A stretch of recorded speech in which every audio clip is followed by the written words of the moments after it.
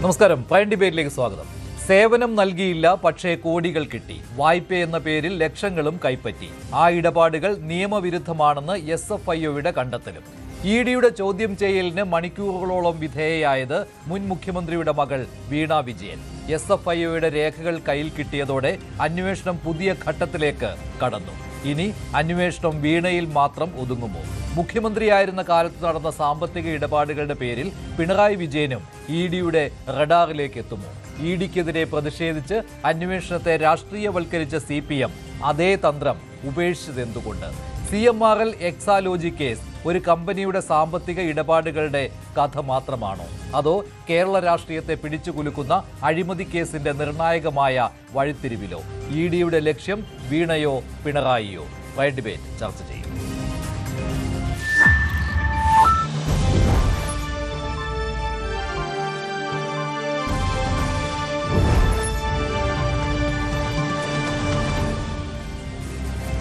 CMRലുമായിട്ടുള്ള സാമ്പത്തിക ഇടപാടിന്റെ രേഖകൾ ഹാജരാക്കുവാൻ വീണ വിജയന് കഴിഞ്ഞിട്ടില്ല എന്ന് SFIOയുടെ റിപ്പോർട്ടിൽ വ്യക്തമായി പറയുന്നുണ്ടായിരുന്നു. SFIOയുടെ രേഖകൾ കിട്ടിയതോടുകൂടി ED അന്വേഷണവും പുതിയ തലത്തിലേക്ക് നീങ്ങുകയാണ്. SFIOയുടെ രേഖകൾ കിട്ടിയതിന് തൊട്ടു പിന്നാലെയാണ് വീണ വിജയനെ വീണ്ടും എൻഫോഴ്സ്മെന്റ് ഡയറക്ടറേറ്റ് കഴിഞ്ഞ ദിവസം ചോദ്യം ചെയ്തത്. ഇതിലും കൃത്യമായ മറുപടി നൽകാൻ വീണ വിജയന് കഴിഞ്ഞിട്ടില്ല എന്നാണ് ED വൃത്തങ്ങൾ നൽകുന്ന സൂചന. അതിനാൽ തന്നെ ചോദ്യം ചെയ്യൽ ഇനിയും ഉണ്ടാകും. ED റഡാറിലേക്ക് കൂടുതൽ പേരെത്തുമോ? ഈ വിഷയമാണ് പ്രൈം ഡിബേറ്റ് ചർച്ച ചെയ്യുന്നത്. Shri Vasanth Thengumpally, Shri MK Haridas, doctor B Jayaraj എന്നിവരാണ് ചേരുന്നത്. ആദ്യം ഡോക്ടർ B ജയരാജ്, EDയുടെ അന്വേഷണം നിസ്സാരമല്ല. 2 തവണയാണ് വീണ വിജയനെ ചോദ്യം ചെയ്തത്. SFIOയുടെ റിപ്പോർട്ട് താങ്കളും വായിച്ചു നോക്കിയിട്ടുള്ളതാണല്ലോ. അതിൽ കൃത്യമായിട്ട് പറയുന്നുണ്ടായിരുന്നു, സേവനം നൽകിയതിന് ഒരു തെളിവുമില്ല, തെളിവ് ഹാജരാക്കാൻ വീണ വിജയന് കഴിഞ്ഞിട്ടില്ല, CMRLന് കഴിഞ്ഞിട്ടില്ല. അതുകൊണ്ട് തന്നെ 2.78 കോടി രൂപ കൈപ്പറ്റിയത് നിയമവിരുദ്ധമായിരുന്നുവെന്ന് കമ്പനി ആക്ട് അനുസരിച്ച് കേസും എടുത്തിട്ടുള്ളതാണ് SFIO. അതിന് പുറമെയാണ് 50 ലക്ഷം രൂപ കർത്തയുടെ കമ്പനിയിൽ നിന്ന്, ശശിധരൻ കർത്തയുടെ ഫിനാൻസ് കമ്പനിയിൽ നിന്ന് വീണ വിജയന് വായ്പയായിട്ട് നൽകിയത്. അതിൻ്റെ തിരിച്ചടവ് വന്നതാകട്ടെ CMRലും എക്സാലോജിക്കും തമ്മിലുള്ള ഇടപാടിൽ കിട്ടിയ 71 ലക്ഷം രൂപയിൽ 50 ലക്ഷം രൂപ ഇതേ വായ്പയുടെ തിരിച്ചടവിനായിട്ട് അതേ രീതിയിൽ തന്നെ തിരിച്ചടയ്ക്കുകയായിരുന്നു. അപ്പോൾ ഇതെല്ലാം ഒരു സാമ്പത്തിക തട്ടിപ്പിൻ്റെ അല്ലെങ്കിൽ മണി ലോണ്ടറിങ്ങിൻ്റെ പരിധിയിലേക്ക് വരുന്നുണ്ടോ എന്നതാണല്ലോ ED അന്വേഷിക്കുന്നത്. ചോദ്യം ചെയ്തത് നിസ്സാരക്കാരിയല്ല, മുൻ മുഖ്യമന്ത്രിയുടെ മകളെയാണ്. അപ്പോൾ CPM ഇപ്പോൾ തന്ത്രം മാറ്റിയതുപോലെ തോന്നുന്നുണ്ട്. ആദ്യം ഇത് രാഷ്ട്രീയവൽക്കരിച്ചുകൊണ്ടാണ് പ്രതിഷേധം നടത്തിയത്, EDക്കെതിരെ കല്ലെറിഞ്ഞത്. ഇപ്പോൾ CPM അതിൽ നിന്ന് പിന്മാറിയതോടുകൂടി എന്തൊക്കെയോ നടക്കുന്നുണ്ട് എന്നുള്ള കാര്യം വ്യക്തമാവുകയാണല്ലോ. കൂടുതൽ EDയുടെ റഡാർ കൂടുതൽ വിപുലീകരിക്കുകയാണവർ.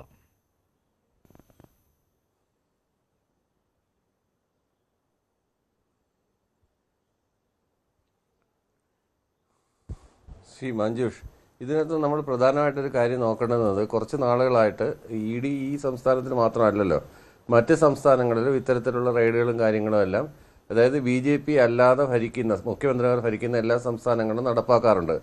ഈ VD സതീശന് അധികാരമേറ്റതിന് ശേഷം ക്ലിഫ് ഹൗസ് ഒഴിഞ്ഞു കൊടുക്കാൻ താമസം, അതിന് ആഡംബര പണികൾ ചെയ്തുകൊണ്ടിരുന്നത് കാരണം, അല്ലെങ്കിൽ പത്രഭാഷയിൽ അറ്റകുറ്റപ്പണികൾ ചെയ്തുകൊണ്ടിരിക്കുന്ന കാരണം 2 മാസം എടുത്തു. ആ 2 മാസത്തോളം ഒരു വാടക വീട്ടിലായിരുന്നു മുൻ മുഖ്യമന്ത്രിയായിരുന്ന പിണറായി വിജയൻ താമസിച്ചിരുന്നത്. ആ വീട്ടിൽ നിന്ന് അറസ്റ്റ് ചെയ്യുക, അപ്പോൾ മുൻ മുഖ്യമന്ത്രിയുടെ വീട്ടിൽ നിന്ന് അറസ്റ്റ് ചെയ്യുക, അപ്പോൾ ഒരു നാഷണൽ ഇമ്പോർട്ടൻസ് വരുന്നുണ്ട്. ഈ വാർത്തയ്ക്ക് ഒരു നാഷണൽ ഇമ്പോർട്ടൻസ് വരുന്നുണ്ട്. അങ്ങനെ നാഷണൽ ചാനലുകളിലെല്ലാം ഇടതുപക്ഷത്തിൻ്റെ 10 വർഷം മുഖ്യമന്ത്രിയായിരുന്ന ഒരാളെ ടാർണിഷ് കാണിക്കാൻ വേണ്ടിയിട്ടുള്ള ഒരു അവസരം ED സമർത്ഥമായിട്ട് ഉപയോഗിക്കുന്നു. അത് ഇനി ഉപയോഗിച്ചുകൊണ്ടേയിരിക്കും.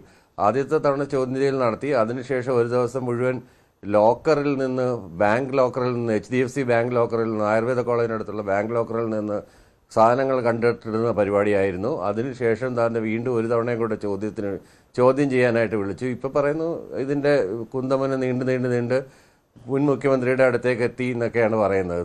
ഈ EDയുടെ ട്രാക്ക് റെക്കോർഡ് എടുത്ത് പരിശോധിച്ച് കഴിഞ്ഞാൽ അരവിന്ദ് കെജ്രിവാളിൻ്റെ കേസാണെങ്കിൽ ശരി തന്നെ, കാർത്തി ചിദംബരത്തിൻ്റെ കേസാണെങ്കിൽ ശരി തന്നെ, ചിദംബരത്തിൻ്റെ കേസാണെങ്കിൽ ശരി തന്നെ, DK ശിവകുമാറിൻ്റെ കേസാണെങ്കിൽ ശരി തന്നെ, എന്തിനേറെ പറയുന്നു രാഹുൽ ഗാന്ധിയുടെയും സോണിയാഗാന്ധിയുടെയും കേസാണെങ്കിൽ തന്നെ പല കേസുകളിൽ കുരുക്കിയിട്ടിട്ട് ഇതിൻ്റെ റേറ്റ് എങ്ങനെയാണ്, സക്സസ് റേറ്റ് എങ്ങനെയാണ്, ഈ കേസുകളിൽ പ്രതികൾ ശിക്ഷിക്കപ്പെടുന്നത് വളരെ തുച്ഛമാണെന്ന് നമുക്ക് കാണാനായിട്ട് പറ്റും.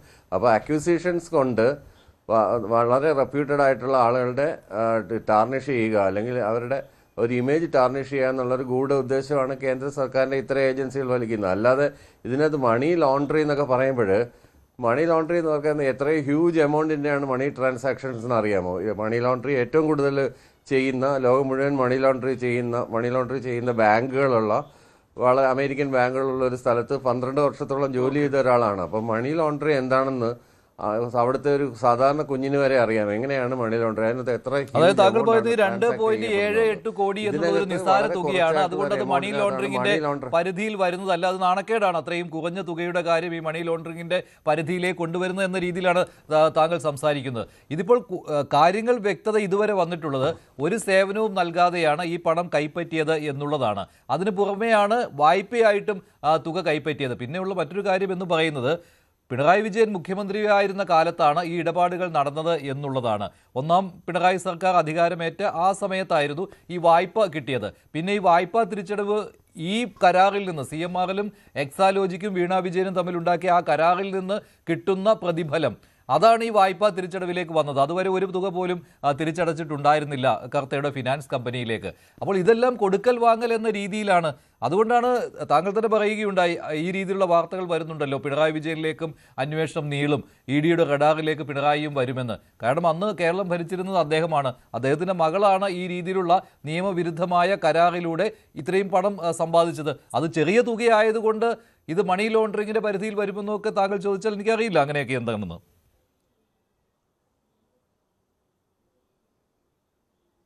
ചെറിയ തുകയുടെ അല്ല. മണി ലോണ്ടറി എന്ന് പറയുന്ന ഒരു huge volume of amount of മണിയാണ്. അതിനകത്ത് സാധാരണഗതിയിൽ മണി ലോണ്ടറി കേസ് ഏതാണ് ഈ ഇത്തരത്തിലുള്ള ഏജൻസികൾ അന്വേഷിക്കുന്നത്.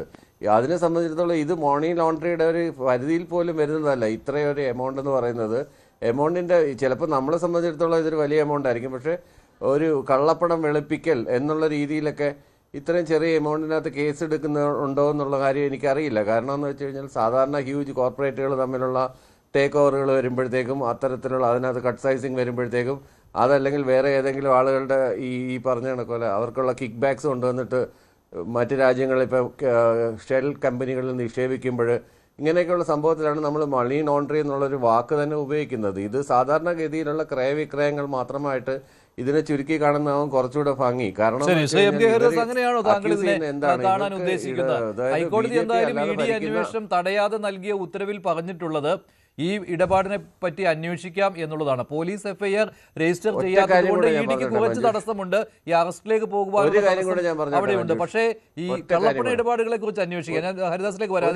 എന്താണ് ജയരാജ്?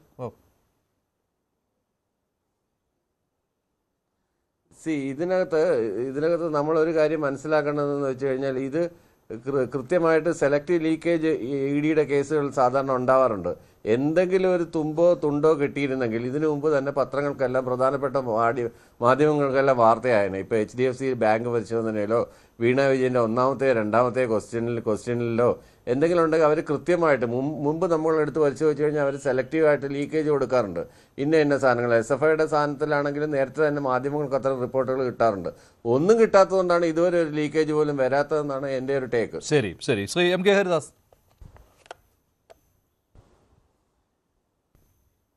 നോക്കൂ മഞ്ജുഷ്, ഞാൻ ശ്രീ ജയരാജ് പറഞ്ഞതിനോടൊന്നും ഞാൻ യോജിക്കുന്നില്ല. എന്നിരുന്നാൽ പോലും ഇതൊരു പരസ്പര സഹായ സഹകരണ സംഘമാണ്. പിണറായി വിജയനും മകളും CMRലും കൂടിയിട്ടുള്ള നമ്മുടെ ഇന്നത്തെ ഈ പോക്ക് എന്തിനാണ് വെച്ച് കഴിഞ്ഞാൽ, CMRലിനെ പരമാവധി രക്ഷിച്ചെടുക്കാൻ വേണ്ടിയിട്ട് പിണറായി വിജയനും മകളും ഏതറ്റം വരെയും പോകും.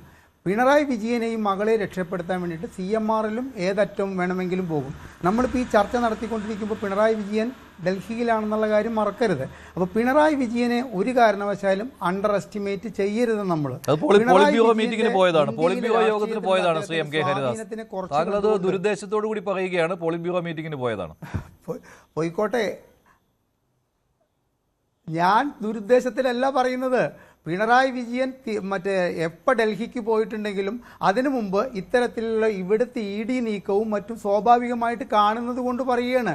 പിണറായി വിജയനെ മറ്റ് CPM നേതാക്കൾക്ക് ഡൽഹിയിലില്ലാത്ത ഒരു പിടിപാട് പിണറായി വിജയനുണ്ട്. അത് കേരളത്തിലെ കുറച്ച് IAS IPS ഉദ്യോഗസ്ഥരുമായിട്ടുള്ള ഡൽഹി കണക്ഷൻ കൊണ്ട് നേടിയെടുത്തതാണെന്നുള്ള കാര്യം എന്നേക്കാൾ കൂടുതൽ ശ്രീ ജയരാജനും അറിയാം, മറ്റേ വസന്തിനും അറിയാം, മഞ്ജുഷിനും അറിയാം. ഞാൻ ആ ഒരു നിലയ്ക്ക് കുറച്ച് തമാശ കലർത്തിയിട്ട് പറഞ്ഞിട്ടുള്ളതാണ്. പക്ഷേ ഇവിടുത്തെ ED എന്താണ് മഞ്ജുഷ് ചെയ്തുകൊണ്ടിരിക്കുന്നത്? ഇവിടെ ഇപ്പോൾ ഈ കേസിലെ ഈ ജയരാജ് പറഞ്ഞ ഒരു കാര്യം ശ്രീ ജയരാജ് പറഞ്ഞ ഒരു കാര്യം ഞാൻ അംഗീകരിക്കുന്നു. 50 ലക്ഷം രൂപ ഒരു മണി ലോണ്ടറിങ്ങിൻ്റെ പരിധിയിൽ വരുന്ന തുകയാണോ ഇന്ത്യയിലത്തെ ഫിനാൻഷ്യൽ എക്കണോമിക്സ് വെച്ചിട്ട് ഇപ്പോഴത്തെ അവസ്ഥയിൽ? ഞാനൊരു കാര്യം ചോദിക്കട്ടെ, 2016 നോട്ട് നിരോധനം കഴിഞ്ഞുകൊണ്ട് ഇന്ത്യയിലെ പല സ്റ്റേറ്റിൽ നിന്നായിട്ട് ഏകദേശം 9,800 കോടി രൂപയുടെ കള്ളപ്പണത്തിൻ്റെ ഇടപാട് നടന്നതായിട്ടും അത് കള്ളപ്പണം, അതായത് നിരോധിച്ച നോട്ടുകൾ പിടിച്ചെടുത്തതായിട്ടും ഒരു സംഭവം നടന്നിട്ടുണ്ട്. ഇത് 2017-18 കാലത്തെ ഏറെ ചർച്ചയായിട്ടുള്ള വിഷയമാണ്. ഇപ്പോൾ 10 കൊല്ലം, ഈ നവംബർ വന്ന 10 കൊല്ലം കഴിഞ്ഞിട്ട് നമ്മൾ നോക്കുമ്പോൾ ആ കേസുകളുടെ തുമ്പ് എന്തായി? കാരണം എന്താ? ആ കേസുകളെല്ലാം നടന്നിരിക്കുന്നത് പിന്നീട് അന്വേഷിച്ചപ്പോൾ അതെന്താ, BJP ഭരിക്കുന്ന സംസ്ഥാനങ്ങളിലാണ്. 1-2 ചെറിയ സംസ്ഥാനങ്ങൾ മാത്രമാണ് BJP ഭരിക്കാത്തതായിട്ടുള്ളത്. അപ്പോൾ 9,000 കോടി രൂപയുടെ കള്ളപ്പണം ഇടപാട് അന്വേഷിച്ച ED പെട്ടെന്നൊരു സുപ്രഭാതത്തിൽ 10 വർഷമായിട്ടും അതിനൊന്നും തന്നെ കുറ്റപത്രം സമർപ്പിച്ചിട്ടില്ല. ആരാണ് കൃത്യമായിട്ടുള്ള പ്രതികൾ? എവിടെയാണ് ഇപ്പോൾ ഈ 9,000 കോടി പിടിച്ചെടുത്ത 9,000 കോടി എവിടെയാണ്? അത് പിടിച്ചെടുക്കപ്പെട്ടവരിലേക്ക് തന്നെ തിരിച്ച് നല്ല കറൻസിയായിട്ട് തിരിച്ചെത്തിയോ? ഒന്നും നമുക്കറിയുന്നതില്ല. നാഷണൽ ഹെറാൾഡ് കേസിലെ സോണിയാഗാന്ധിയെയും രാഹുൽ ഗാന്ധിയെയും ചോദ്യം ചെയ്യുന്ന അവസ്ഥ എന്തായിരുന്നു മാധ്യമങ്ങളിൽ?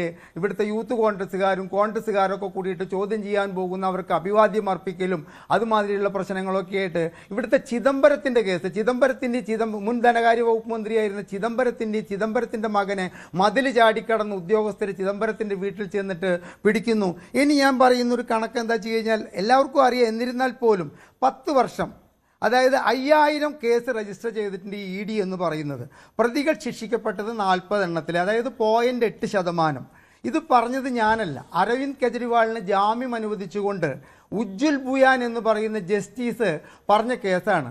ഈ ഇന്ത്യയിലെ EDയുടെ കേസന്വേഷണത്തിനെ കുറിച്ചിട്ട് അദ്ദേഹം വന്ന ആശങ്കയും രേഖപ്പെടുത്തിയിട്ടുണ്ട്. ഇവിടുത്തെ ഇന്ത്യയിലെ EDയുടെ കേസന്വേഷണം കേവലം പ്രഹസനമാകുന്നോ എന്നുള്ളൊരു ആശയം, ഒരു സംശയം മുൻപോട്ട് വെച്ചിട്ടുള്ളത് സുപ്രീം കോടതിയിലെ ഒരു ചീഫ് ജസ്റ്റിസാണ്. എൻ്റെ അഭിപ്രായത്തിൽ നമ്മുടെ ലോകരാജ്യങ്ങളിലെ അന്വേഷണ ഏജൻസികളിലെ നമ്മുടെ കേരളത്തിലെ അനുഭവം വെച്ചിട്ടായാലും ഇന്ത്യയിലെ അനുഭവം വെച്ചിട്ടായാലും നമ്മുടെ ED ഏറെ നിഷ്ക്രിയമായ ഒരു അന്വേഷണ ഏജൻസിയായിട്ട് കാണേണ്ട അവസ്ഥയിലേക്കാണ്.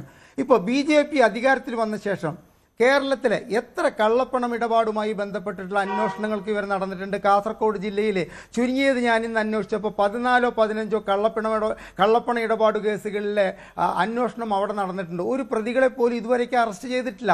നമ്മുടെ കരുവന്നൂർ കേസിൽ ഇതുമാതിരി തന്നെ EDയുടെ അന്വേഷണം കാര്യമായി നടന്നിട്ട് ഏകദേശം ഒരു അരവിന്ദാക്ഷനിലെ അറസ്റ്റ് ഒതുങ്ങുകയും അദ്ദേഹത്തെ പിന്നീട് കോടതി ജാമ്യം നൽകി വിട്ടയക്കുകയും ചെയ്തിരിക്കുകയാണ്. അപ്പോൾ പിണറായി വിജയനെയും അദ്ദേഹത്തിൻ്റെ മകളെയും നമ്മൾ അണ്ടർ എസ്റ്റിമേറ്റ് ചെയ്യരുത്. ഈ ഒരു 50 ലക്ഷത്തിൻ്റെ ഈ ശശിധരൻ കർത്തായുടെ ഫിനാൻഷ്യൽ സ്ഥാപനത്തിന് എടുത്ത ലോണും അത് തിരിച്ചടയ്ക്കാൻ വേണ്ടിയിട്ട് ഈ പണം തന്നെ ഉപയോഗിച്ചോ എന്നുള്ളതും. EDയുടെ ചുമതല എന്താണ് മഞ്ജുഷ് കൃത്യമായിട്ട് SFI അന്വേഷണത്തിൽ ഒരു കാര്യം കണ്ടെത്തിയിട്ടുണ്ട്.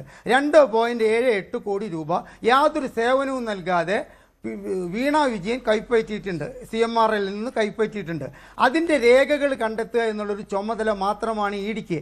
ഈ രേഖകൾ കണ്ടെത്താൻ കേവലം ഈ അന്വേഷണം ആരംഭിച്ചിട്ട് 16 മാസം കഴിഞ്ഞിട്ടാണോ വീണ വിജയൻ്റെ ലോക്കർ പരിശോധിക്കാൻ വേണ്ടി ED തയ്യാറായിട്ടുള്ളത്? ഈ 16 മാസത്തിനുള്ളിൽ അവിടുന്ന് മാറ്റാവുന്ന എല്ലാ രേഖകളും മാറ്റില്ലേ? വീണ വിജയൻ്റെ കമ്പനിയുടെ എക്സാലോജിക്കിൻ്റെ അഡ്രസ്സ് കൊടുത്തിരിക്കുന്നത് എവിടെയാണ്? AKG സെൻറ്ററിൽ. ധൈര്യമുണ്ടോ EDക്ക് AKG സെൻറ്റർ റെയ്ഡ് ചെയ്തിട്ട് എന്തെങ്കിലും ഒരു കാര്യം ചെയ്യാനുള്ള ധൈര്യമുണ്ടോ? ധൈര്യം ഉണ്ടാകില്ല. അതായത് CPM എന്ന് പറയുന്ന പാർട്ടി ആസ്ഥാനത്ത് റെയ്ഡ് നടത്തില്ല. അപ്പോൾ ഇത്തരം സാഹചര്യങ്ങളിൽ ED എന്താണ് ഇവിടെ ചെയ്യുന്നതെന്ന് സുപ്രീം കോടതിയിലെ ജസ്റ്റിസ് ചോദിച്ചതുപോലെ തന്നെ സാധാരണക്കാരായ ഒരു നികുതിദായകൻ ചോദിക്കുകയാണ്. എനിക്ക് പിണറായി വിജയനോടുള്ള അമിതമായ ദേഷ്യം കൊണ്ടോ മകളോടുള്ള ദേഷ്യം കൊണ്ടോ CPM എന്ന് പറയുന്ന പാർട്ടിയോടുള്ള എതിർപ്പുകൊണ്ടോ അല്ല. ED കൃത്യമായിട്ട് ഈ കേസന്വേഷണത്തിൽ മുന്നോട്ട് പോയിട്ടില്ല എന്ന് വേണം മനസ്സിലാക്കാൻ. കാരണം SFIയുടെ 27/11/24 അന്വേഷണ റിപ്പോർട്ട് വീഴ്ച അരിഭക്ഷണം കഴിക്കേണ്ട, ചപ്പാത്തി കഴിക്കേണ്ട, പട്ടിണി കിടക്കുന്നവനും കൃത്യമായിട്ട് അറിയാം 2.78 കോടി രൂപ വീണ അനധികൃതമായിട്ടൊരു കമ്പനിയിൽ നിന്ന് കൈപ്പറ്റി. മറ്റൊരു കാര്യം കൂടി മഞ്ജുഷ് മനസ്സിലാക്കണം. ഒരു 2 ആഴ്ച മുമ്പത്തെ ചർച്ചയിൽ കേരള ഹൈക്കോടതിയിൽ ഏറ്റവും മുതിർന്ന ഒരു അഭിഭാഷകൻ ഇരുന്നിട്ട് പറയുന്നത് കേട്ടു, 1.78 കോടി രൂപ കണ്ടെത്തിയിട്ടുള്ളത് നമ്മുടെ ഇൻകം ടാക്സിൻ്റെ ഇൻട്രീം സെറ്റിൽമെൻറ്റ് ബോർഡാണ് കണ്ടെത്തിയിരിക്കുന്നത്. എത്രയോ ഒരു 10,000 ഇരട്ടിയോ അല്ലെങ്കിൽ 150 ഇരട്ടിയൊക്കെ മറ്റേ പിഴ അടച്ചാൽ തീരാവുന്നൊരു കേസാണത്ര അത്. അതിന് ഇത്ര വലിയ ഭൂകമ്പമൊന്നും സൃഷ്ടിക്കേണ്ട കാര്യമില്ല. വീണ വിജയൻ ED അന്വേഷിച്ചിട്ട് കുറ്റപത്രം സമർപ്പിച്ചിട്ട് നാളെ ജയിലിലാവുന്നു എന്നൊക്കെ ഒരു ചിന്താഗതിയോട് കൂടിയിട്ടാണ് നമ്മുടെ ഇവിടുത്തെ നികുതിദായകരും ഇവിടുത്തെ മാധ്യമപ്രവർത്തകരും ഈ വിഷയം ചർച്ച ചെയ്യുന്നത് എങ്കിൽ ഞാൻ അവസാനിപ്പിക്കുകയാണ് മഞ്ജുഷ്. എനിക്ക് അത്തരത്തിൽ ഇപ്പോഴത്തെ EDയുടെ പോക്ക് വെച്ചിട്ട് വീണ വിജയൻ ഈ കേസിൽ ശിക്ഷിക്കപ്പെടുമെന്നോ അല്ലെങ്കിൽ CMR ശിക്ഷിക്കപ്പെടുമെന്നോ ഒന്നും തോന്നുന്നില്ല. കാരണം ഇവരെ 2 കൂട്ടരും അങ്ങോട്ടും ഇങ്ങോട്ടും രക്ഷിച്ചെടുക്കാൻ വേണ്ടി ഈ 2 കൂട്ടരും വീണ വിജയനും പിണറായി വിജയനും അതുമാതിരി തന്നെ ശശിധരൻ കർത്തായും ഏതറ്റം വരെയും പോവും. ആ അറ്റം ചിലപ്പോൾ 15-20 കൊല്ലം വരേക്ക് ഈ കേസ് നീട്ടിക്കൊണ്ടുപോകാൻ അവർക്കാകുമെന്നാണ് എനിക്ക് പറയാനുള്ളത്. ശരി, ശ്രീ MK ഹരിദാസ്. അത് മാത്രമല്ല, ഹൈക്കോടതിയുടെ അവസാനത്തെ ഉത്തരവിലും ഈ അറസ്റ്റിലേക്ക് നീങ്ങുന്ന ഒരു കാര്യം ഇല്ല. കാരണം അത് പോലീസ് FIR ഇട്ടിട്ടുമില്ല. FIRന്റെ അഭാവമായിരുന്നു അവിടെ ചൂണ്ടിക്കാട്ടിയിരുന്നത്. പക്ഷേ FIR ഇല്ലെങ്കിലും അന്വേഷണം മുന്നോട്ട് കൊണ്ടുപോകാം, സ്വത്ത് കണ്ടുകെട്ടുന്നത് പോലെയുള്ള നടപടികളിലേക്ക് പോകാമെന്ന് പറഞ്ഞിട്ടുണ്ട്. അപ്പോൾ അറസ്റ്റിനുള്ള സാധ്യത വളരെ വളരെ കുറവാണ്. ശ്രീ വസന്ത് തെങ്ങുംപള്ളി, ഹരിദാസിനോട് താങ്കൾ യോജിക്കുകയാണോ? ED അന്വേഷണം വെറും പ്രഹസനമാണ്, ഒരു രാഷ്ട്രീയ വേട്ടയാടലായിട്ട് സ്വാഭാവികമായിട്ടും CPM ആരോപിച്ചുകൊണ്ടിരിക്കുകയാണ് ഇപ്പോഴും അത്?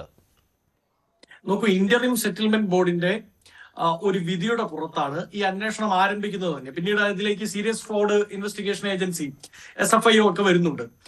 പക്ഷെ എനിക്ക് മനസ്സിലാവുന്നത് ഇപ്പൊ ED കേസിൽ ഒരു ഇന്ററിം സെറ്റിൽമെന്റ് ബോർഡായി പ്രവർത്തിക്കുകയാണ്. ആര് തമ്മിൽ ഒരു ഇന്റർ സെറ്റിൽമെന്റ് ബോർഡായി ആര് തമ്മിലുള്ള സെറ്റിൽമെന്റിന് BJPയും CPMും തമ്മിലുള്ള സെറ്റിൽമെന്റിന് പല കാര്യങ്ങളിലും ഒരു സെറ്റിൽമെന്റ് ഇന്റർ മധ്യസ്ഥന്റെ റോളാണ് ED എടുത്തു പോരുന്നത്.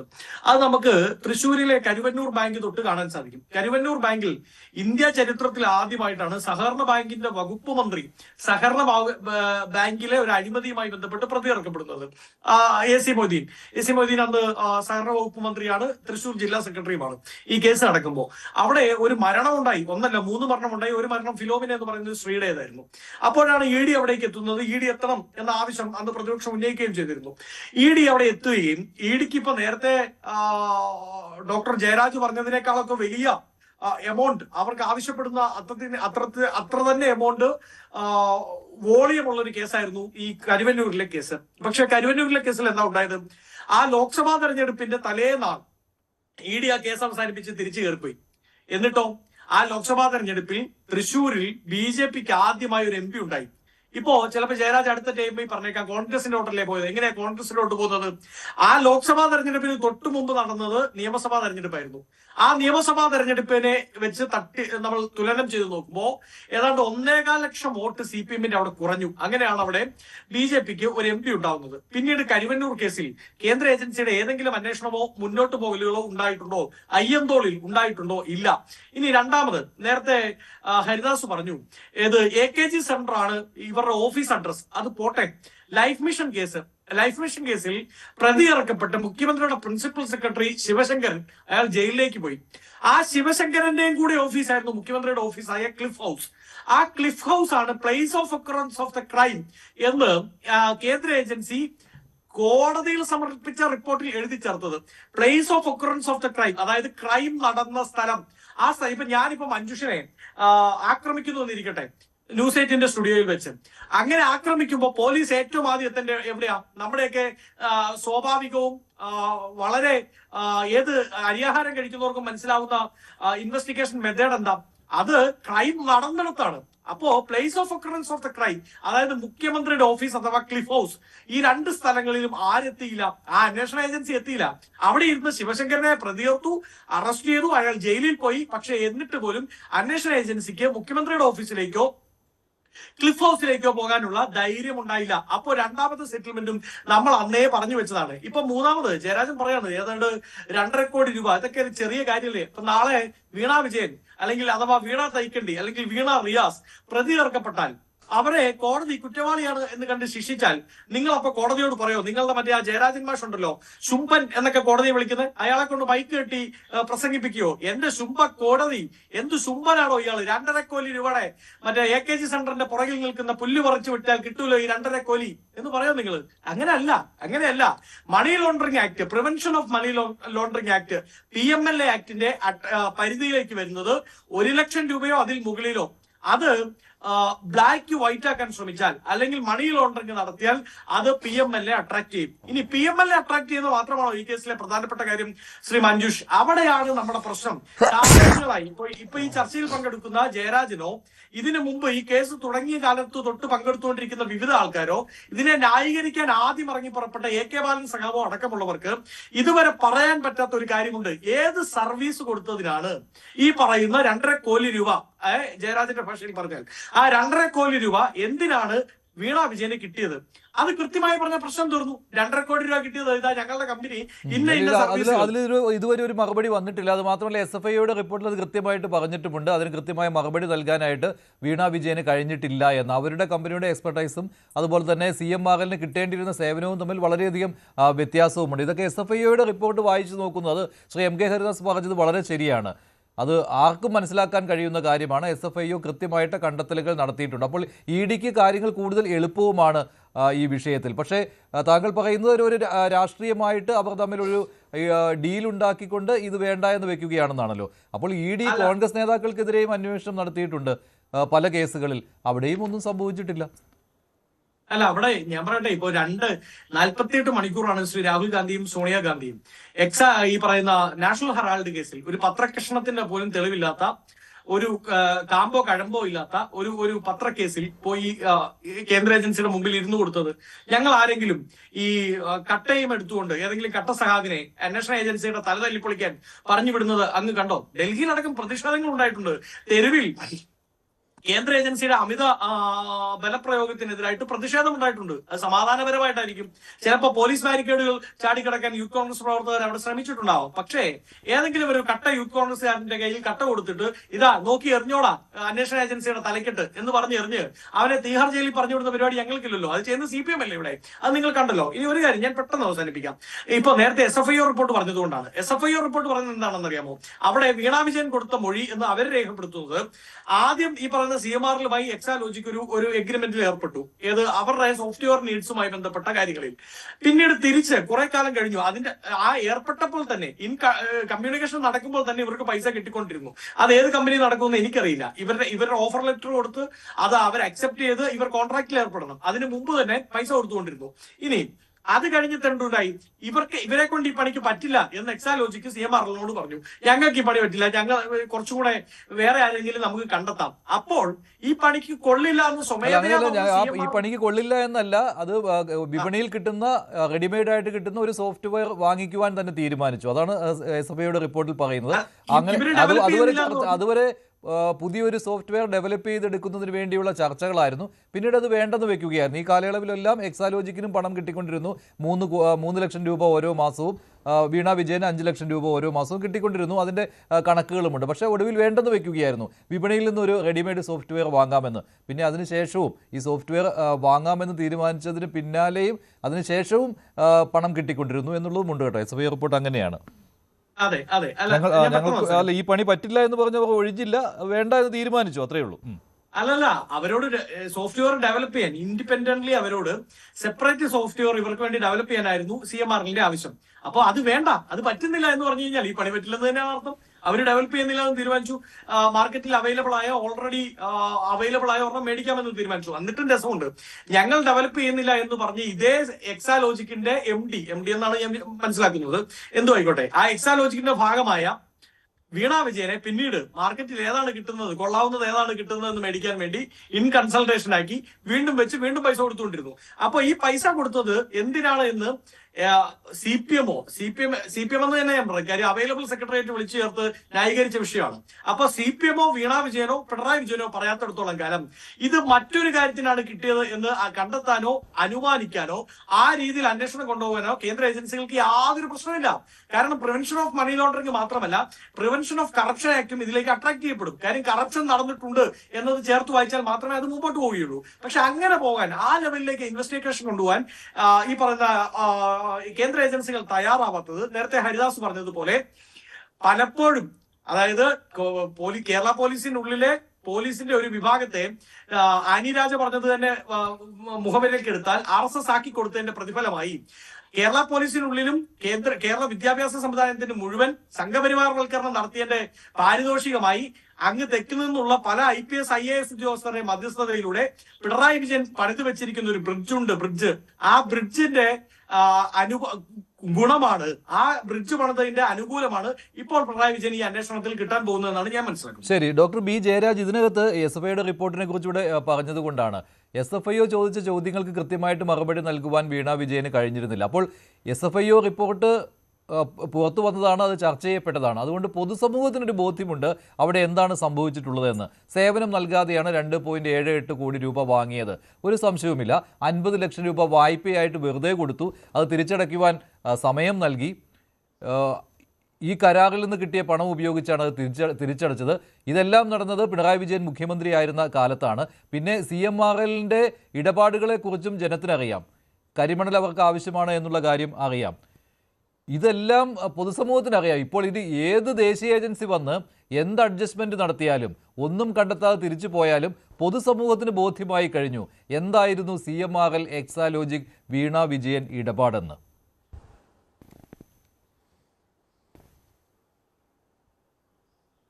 പൊതുസമൂഹം മനസ്സിലാക്കുന്നത് മാധ്യമങ്ങൾ നൽകുന്ന വാർത്തയുടെ അടിസ്ഥാനത്തിലാണ്. മാധ്യമങ്ങൾക്ക് കൊടുക്കുന്ന സെലക്റ്റീവ് ലീക്കേജാണ് മാധ്യമങ്ങൾ വാർത്തയാക്കുന്നത്. അതിൻ്റെ അടിസ്ഥാനത്തിലാണ് ഈ വാർത്ത വരുന്നത്. ഈ വാർത്ത ഇങ്ങനെ വരികയാണെങ്കിൽ, അങ്ങനെ ഒരു സ്പെഷ്യൽ ഫ്രോഡ് ഇൻവെസ്റ്റിഗേഷൻ ഏജൻസി അല്ലെങ്കിൽ ഓർഗനൈസേഷൻ കണ്ടെത്തുകയാണെങ്കിൽ അവരത് അതിൻ്റേതായിട്ടുള്ള ലീഗൽ സൈഡിലേക്ക് പോകണമായിരുന്നു, കേസെടുക്കണമായിരുന്നു, അറസ്റ്റ് ചെയ്യണമായിരുന്നു, ജയിലിൽ അടയ്ക്കണമായിരുന്നു. അതൊന്നും ചെയ്യാതെ ED അടയ്ക്കാനായിട്ട് പിന്നെ നേരത്തെ വസന്ത് തെങ്ങുപള്ളിയിലൂടെ പറയണ്ടായി.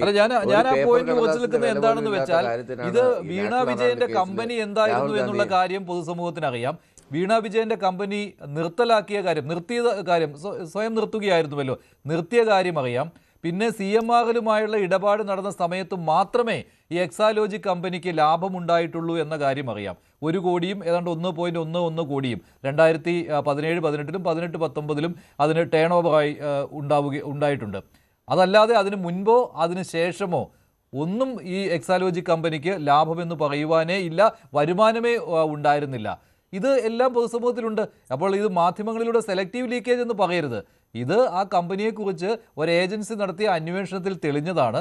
ഇത് കോടതിക്ക് മുമ്പിൽ വന്ന കാര്യമാണ്.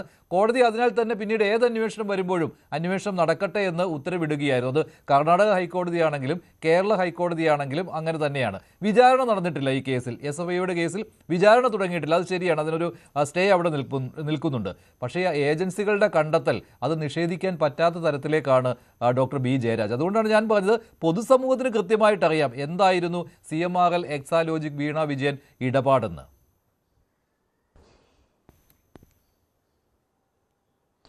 ഒരു ഏജൻസി ഒരു അന്വേഷണം നടത്തി കണ്ടെത്തി കഴിഞ്ഞാൽ, അതായത് ചൈൽഡ്ഹുഡിലുള്ള ഒരു കമ്പനിയാണ് അത്, ആ ഒരു രീതിയിൽ ഫ്ലറിഷ് ചെയ്തപ്പോൾ ആദ്യമായിട്ട് കിട്ടിയൊരു കോൺട്രാക്ട്, ആ കോൺട്രാക്ട് ഇതിനകത്തുനിന്ന് അതായിരിക്കും അവരുടെ മേജർ ക്ലയൻറ്റ്. അതുകൊണ്ടാണ് ആ ഒരു സാധനത്തിനാണ് കൂടുതൽ അവർക്ക് ലാഭം ഉണ്ടായത്, അല്ലെങ്കിൽ അവരുമായിട്ട് കൂടുതൽ ക്രയവിക്രയങ്ങൾ നടത്തിയത്.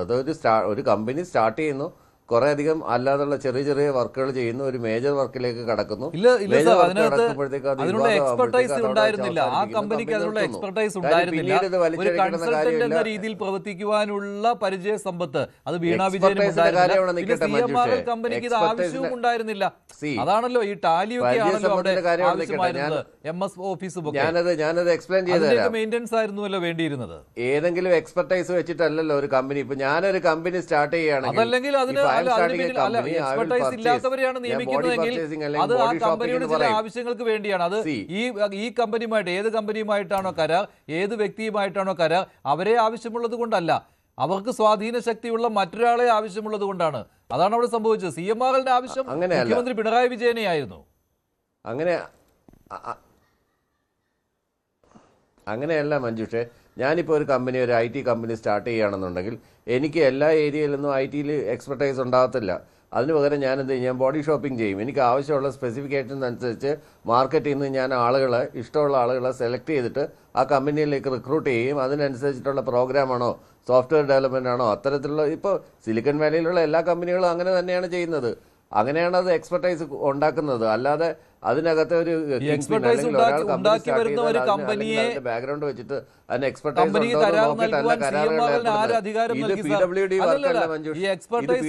വർക്കോ അതല്ലെങ്കിൽ സാധാരണഗതിയിലുള്ള ഒരു കോൺട്രാക്ട് വർക്കോ അല്ല. ഇത് സോഫ്റ്റ്വെയറുമായിട്ട് ബന്ധപ്പെട്ടിട്ടുള്ള വിഷയമാണ്. പൊതുമേഖലാ പങ്കാളിത്തവും ഉള്ളതാണ്.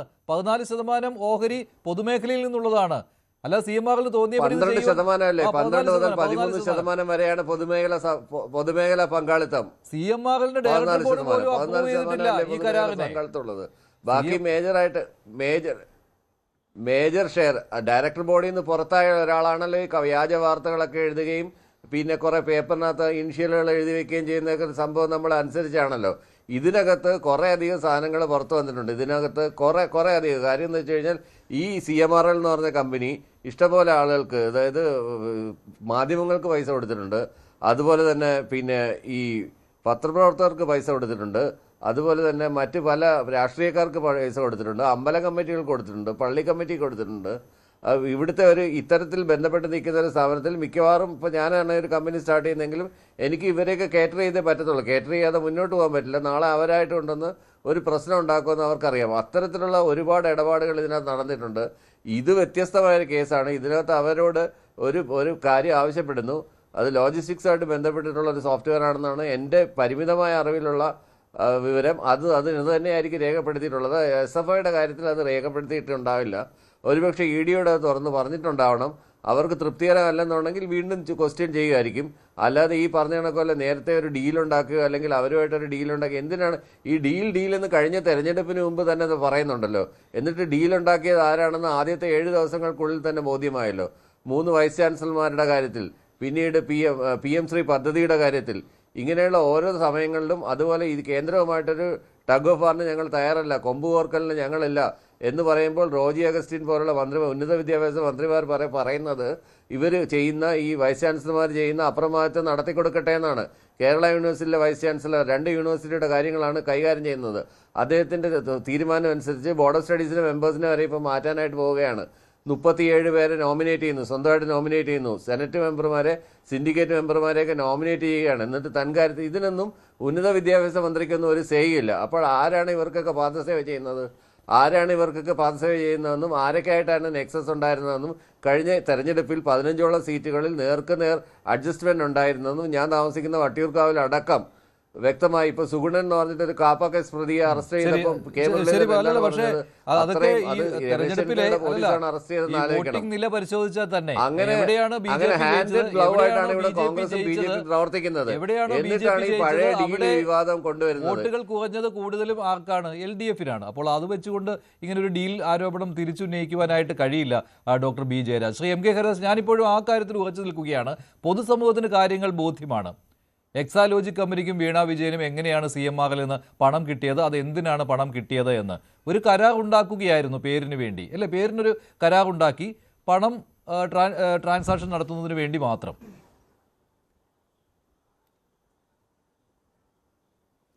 മഞ്ജുഷ് പറയുന്നതിനോട് ഒരു നികുതിദായകൻ എന്ന നിലയ്ക്ക് ഒരു രാഷ്ട്രീയ പാർട്ടിയോടും കൂറ് പുലർത്താത്ത വ്യക്തിക്ക് ഞാനും അതിനെ 100% സമ്മതിക്കുന്നു. ഇവിടെ EDയുടെ പണി എത്ര എളുപ്പമാണ് മഞ്ജുഷ്. ED എന്ന് പറഞ്ഞു കഴിഞ്ഞാൽ ഇന്ത്യയിൽ നമ്മൾ പറയില്ല, ഇന്ത്യയിലെ സകല സംസ്ഥാനത്തിലും അവർക്ക് ഏത് നിലയ്ക്ക് വേണമെങ്കിലും അന്വേഷണം നടത്തുന്നതിനും ഇത്തരത്തിലുള്ള അന്വേഷണത്തിനോടൊപ്പമുള്ള റെയ്ഡുകൾക്ക് പോലീസ് സഹായം അഭ്യർത്ഥിക്കുന്നതിനും, അല്ലെങ്കിൽ ഇപ്പോൾ നമ്മൾ വീണ വിജയൻ്റെ അല്ലെങ്കിൽ പിണറായി വിജയൻ്റെ വാടക വീടിന് മുൻപിലേക്ക് റെയ്ഡിന് പോയപ്പോൾ കൊണ്ടുപോയത് CRPFനെയാണെന്ന് പറയുന്നു. അപ്പോൾ ഇത്തരത്തിലൊക്കെയുള്ള സൗകര്യമുള്ള ED ഈ അന്വേഷണത്തിൽ SFIOയുടെ അന്വേഷണത്തിന് ശേഷം കണ്ടെത്തേണ്ട രേഖകൾ എന്താ?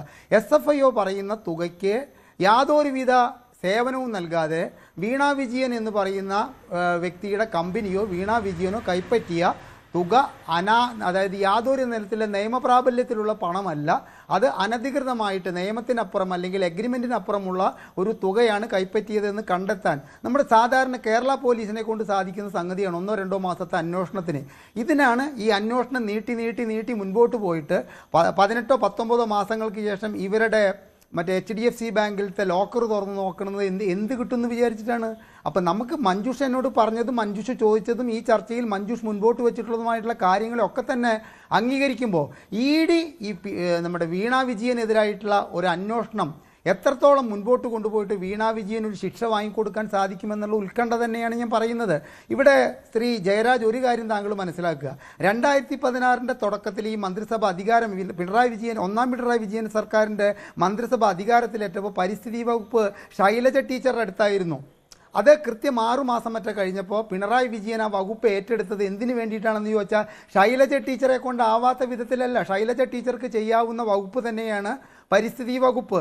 അത് പിണറായി വിജയൻ ഏറ്റെടുത്തത് എന്തിനാണ്? അതിനുശേഷമാണ് ഈ വീണ വിജയനിലേക്ക് ഈ പണം എത്തിയതെന്ന് ഡേറ്റും കാര്യങ്ങളും വെച്ചിട്ട് SFIO ശൈലജ ടീച്ചറെ മാറ്റിയ കാര്യമോ പരിസ്ഥിതി വകുപ്പ് പിണറായി വിജയൻ ഏറ്റെടുത്തതോ അല്ല പറയുന്നത്. പിന്നീട് ഈ അരിഭക്ഷണം കഴിക്കുന്ന നമുക്കൊക്കെ ഈ ഡേറ്റുകളും കാര്യങ്ങളും വെച്ച് നോക്കിക്കഴിഞ്ഞാൽ എന്തിൻ്റെ പേരിലാണ് പിണറായി വിജയൻ ഇത് ഏറ്റെടുത്തതെന്ന് നമ്മുടെ പൊതുജനത്തോടൊരു മറുപടി പറയാൻ പിണറായി വിജയൻ കുറച്ച് കഷ്ടപ്പെടും, അല്ലെങ്കിൽ നിങ്ങളുടെ CPM എന്ന് പറയുന്ന പാർട്ടി കുറച്ച് കഷ്ടപ്പെടും. പറയുന്ന മറുപടി എന്തായാലും അത് വിഴുങ്ങാൻ കേരളത്തിലെ ജനങ്ങൾക്ക് ആവാത്ത വിധത്തിലാണ് പിന്നീട് കാര്യങ്ങൾ മുൻപോട്ട് പോയിട്ടുള്ളത്. അപ്പോൾ CMRL കമ്പനിക്കും ശശിധരൻ കർത്താക്കും അത്യാവശ്യമായ ഒരു വകുപ്പ് പിണറായി വിജയൻ എടുത്ത് കയ്യിൽ വെക്കുകയും അതിനുശേഷം മകളിലേക്ക് 2.78 കോടി രൂപയായാലും 3 കോടി രൂപയായാലും വന്നു ചേർന്നത് സേവനം നൽകാത്ത കാര്യത്തിനാണ് എന്ന് പറയുമ്പോൾ CPM നേതാക്കൾ ഇപ്പോൾ AK ബാലനാണ് ആദ്യം പത്രങ്ങൾക്ക് മുന്നിൽ ഈ പ്രശ്നം വന്നപ്പോൾ ചാടി വീണ് പറഞ്ഞത് എന്താ, ഞങ്ങൾ GST അടച്ചിട്ടുണ്ട്. മഞ്ജുഷ് നടത്തിയ ചർച്ചയിൽ ഞാനും ഉണ്ടായിരുന്നു. ഞങ്ങൾ GST അടച്ചിട്ടുണ്ട്. ചോദിച്ചു GSTയുടെ രേഖകളും കൊണ്ട് വരാമെന്ന് പറഞ്ഞിട്ട് അദ്ദേഹം പോയിട്ട് ഏകദേശം ഒരു 4-4.5 കൊല്ലമായി, അല്ലെങ്കിൽ ഇതുവരെ GST അടച്ച രേഖ പോലും ടാക്സ് അടച്ചുള്ള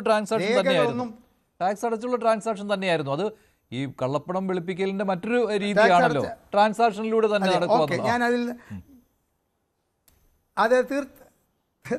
തീർച്ചയായിട്ടും കള്ളപ്പണം വെളുപ്പിക്കുന്നത് ഞാനത് പറയാൻ നിൽക്കുകയാണ്. കള്ളപ്പണം വെളുപ്പിക്കുന്നതിൻ്റെ ഏറ്റവും പ്രധാനപ്പെട്ട നമ്മൾ പറയില്ലേ, ഈ പൂജാതി കർമ്മങ്ങൾ ചെയ്യുമ്പോൾ ഇടയ്ക്കിടയ്ക്ക് നമ്പൂതിരിമാർ കൈ കഴുകും, ഒരു പൂജ കഴിഞ്ഞാൽ കൈ കഴുകും. അതുപോലെ തന്നെ അതിൻ്റെ ഒരു പ്രധാന ഘടകമാണ് ടാക്സുകളൊക്കെ കൃത്യമായിട്ട് അടയ്ക്കുക എന്നുള്ളത്. അല്ല എന്ന് പറയുന്നില്ല. പക്ഷേ ഇവിടെ ഞാൻ മഞ്ജുഷിനോട് ഒരു ചോദ്യം ചോദിക്കട്ടെ. ഇവിടെ നമ്മുടെ ജയരാജ് പറഞ്ഞ കാര്യം തന്നെയാണ്. ഈ ശശിധരൻ കർത്തായുടെ ഒരു ഡയറിയെ കുറിച്ചിട്ട് അന്വേഷിക്കാൻ എന്തുകൊണ്ടാണ് ഈ ED തയ്യാറാവാത്തത്? ആ ഡയറിയിൽ വളരെ വ്യക്തമായിട്ട് PV എന്ന് എഴുതിയത് ഒഴിച്ച് ബാക്കി എല്ലാവരും പറഞ്ഞിട്ടുണ്ട് ഞങ്ങൾക്കൊക്കെ പണം കിട്ടി. ആ പണം കിട്ടിയെന്ന് പറഞ്ഞവർ പറഞ്ഞത് എന്താ, ഇപ്പോൾ RC ആയാലും KK ആയാലും പറഞ്ഞത് ഞങ്ങൾ അതിന് റെസീറ്റ് കൊടുത്തിട്ടുണ്ട്. അത്തരത്തിൽ റെസീറ്റ് കൊടുത്തുകൊണ്ട് തന്നെയാണോ ഈ രാഷ്ട്രീയക്കാർ? നമുക്ക് RCയോടും ഇല്ല കടപ്പാട്, KKയോടും ഇല്ല കടപ്പാട്, PVയോടും ഇല്ല കടപ്പാട്. മഞ്ജുഷേ, ഇവർ രണ്ടു കൂട്ടരും ഈ പണം കൈപ്പറ്റിയതിന് രേഖ കൊടുത്തിട്ടുണ്ടോ? അല്ലെങ്കിൽ വളരെ ഓടണ നായ്ക്ക് ഒരു മുഴം മുമ്പ് എന്ന നിലയ്ക്ക് തന്നെ കേരളം ഇനി ഭരിക്കാൻ പോകുന്നത് UDF ആകും എന്ന കണക്കുകൂട്ടലിൽ ശശിധരൻ കർത്ത മുൻകൂറായിട്ട് ഇവർക്ക് പണം കൊടുത്ത് തൻ്റെ സ്വാധീനം ഉറപ്പിച്ചതാണോ? ഇതൊന്നും ED അന്വേഷിക്കുന്നില്ല. ED ഇവിടെ അന്വേഷിച്ചിട്ട് ഈ ഒരു വിഷയത്തിൽ മുൻപോട്ട് പോകുന്നത് എന്താ, ഇൻട്രീം സെറ്റിൽമെൻറ്റ് ബോർഡ് കണ്ടെത്തി. അത് കഴിഞ്ഞിട്ട് അത് SFIO കൈമാറിയപ്പോൾ SFIO ഒരുപാട് രേഖകൾ കണ്ടെത്തിക്കൊണ്ടാണ് മുൻപോട്ട് പോയത്. പിന്നെ അതിലിടയ്ക്ക് ഒരു 10-20 ദിവസം മുമ്പ് പുറത്തേക്ക് വന്ന വാർത്ത എന്താ, SFIയോട് രേഖകൾ ആവശ്യപ്പെട്ടിട്ടും അത് നൽകാൻ വൈകുന്നു.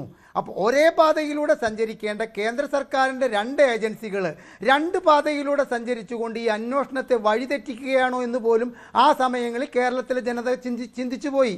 കാരണം ED ആവശ്യപ്പെട്ട രേഖകൾ കൊടുക്കാൻ SFIO ഇപ്പോൾ നമ്മുടെ എന്താ പറയണ്ടത്, കരുവന്നൂർ പണം തട്ടിപ്പ് കേസുമായിട്ട് ബന്ധപ്പെട്ടിട്ടുള്ള രേഖകൾ കേരള പോലീസിനോട് ചോദിച്ചപ്പോൾ EDക്ക് കൊടുക്കാൻ വേണ്ടി ഒരുപാട് താമസിച്ചു.